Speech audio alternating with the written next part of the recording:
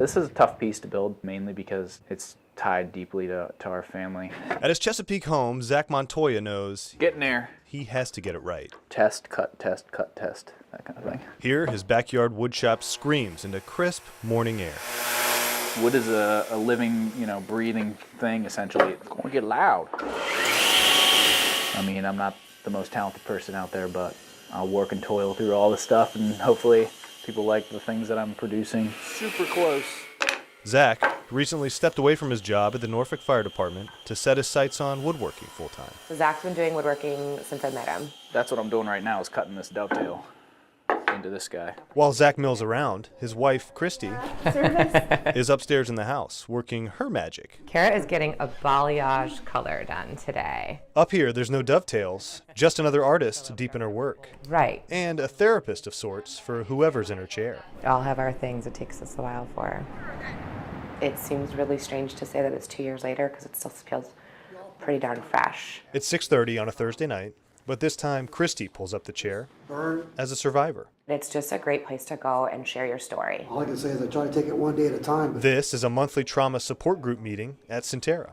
Christy is on her own journey of healing after a weekend in March of 2016 forever changed her family's outlook. I am coming up on 2 years of being a burn survivor. I was involved in a house fire, as were my kids. Christy and Zach, with their daughters, Bella and Gianna, went to Roanoke to visit their dear friends, the McKinnons. We woke up to a raging fire, and so we all made our way out the best that we could, but didn't really end up that way. The McKinnon boys, 5-year-old Logan and 10-year-old Patrick, didn't make it out. It's tough to still do that job after everything that happened. Back in his shop, Check this out.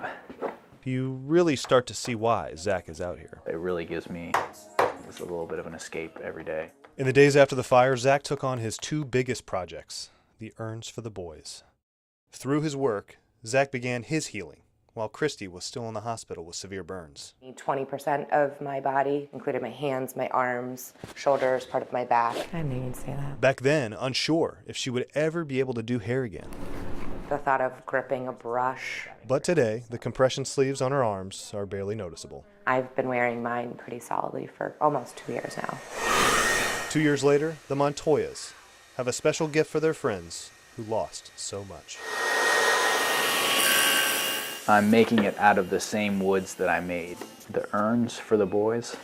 But even the same wood can have a different feel. It's a full circle kind of a thing. I'm working on a bassinet for a baby. Not just any baby. The McKinnons are expecting in May, and the Montoyas are excited to celebrate while remembering the deep ties between these 2 families. One thing that this definitely has taught us is that life is really short, and its brevity can surprise you.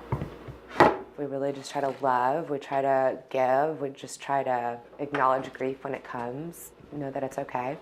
That grief still comes, but in these moments, Zach and Christy can rest, knowing that they helped just one more piece fit.